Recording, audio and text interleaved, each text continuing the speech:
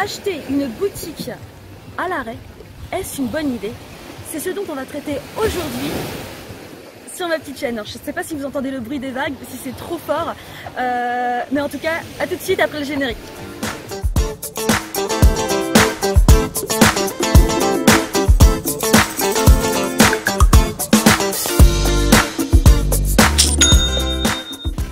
Alors, bonjour les loulous. Aujourd'hui j'avais envie de vous faire une vidéo un petit peu sérieuse parce que c'est un thème récurrent. Faut-il acheter ou pas des boutiques qui sont à l'arrêt? Alors vous connaissez mon créneau, hein, si vous me suivez déjà un petit peu sur les réseaux sociaux, vous savez que je suis spécialisée dans la revente de boutiques en ligne qui dégagent du cash flow positif. Donc que signifie le cash flow positif? C'est tout simplement tout frais déduit et avant impôt, la boutique génère de l'argent, donc le jour où vous l'achetez, ça génère déjà du cash. C'est un positionnement, un parti pris mon parti pris. Cependant, est-ce une bonne idée d'acheter une boutique qui ne fait plus de vente? Pas qui n'a jamais fait de vente, parce que ça c'est une coquille vide. Effectivement, vous pouvez en acheter parce que vous avez la flemme de monter votre shop, mais plutôt, est-ce que ces boutiques qui ont déjà fait du chiffre valent la peine d'être rachetées?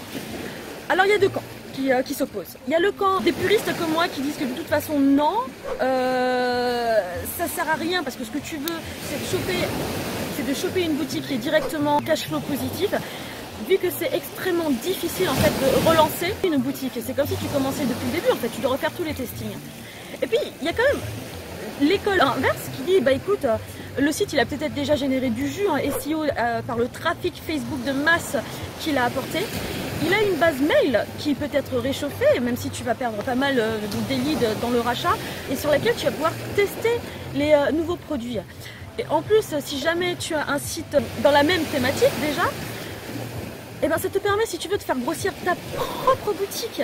Donc c'est finalement pas si déconnant que ça, c'est même dans certains cas plutôt intelligent. Maintenant ça dépend, tu vois, est-ce qu'un très gros généraliste vaut la peine d'être acheté? Eh ben, écoute, moi je connais des très bons entrepreneurs de l'e-commerce qui te disent que oui.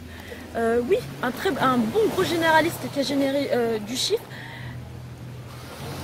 c'est une aubaine parce qu'au final c'est le genre de shop qui fait le plus peur aux racheteurs et ça se vend pour une fraction du prix que ça vaut réellement.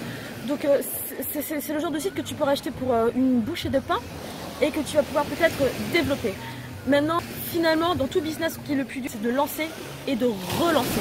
L'intérêt de moi, avec mon positionnement de cash flow positif, c'est que tu n'as rien à relancer. Les adsets sont déjà en place, ça fonctionne quand ça fonctionne sous pub Facebook. Si c'est sous growth hacking, c'est des automatisations qui ont déjà été faites, mises en place, prouvées et testées avec des scripts et des scripts à l'écrit. Hein.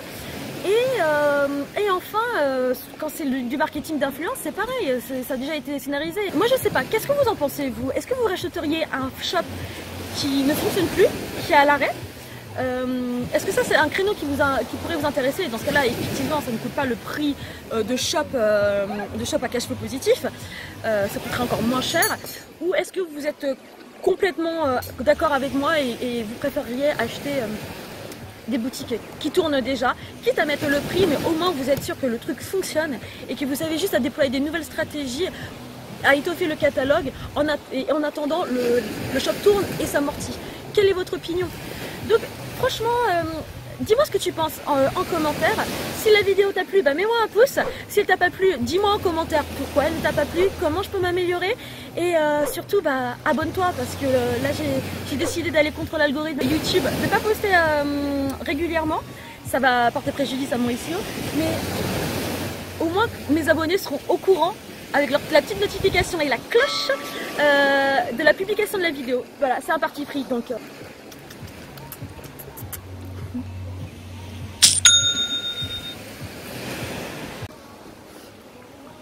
abonne-toi. Russe touriste. Ouais, voilà, bon. Là, vous avez de superbes vues d'hommes.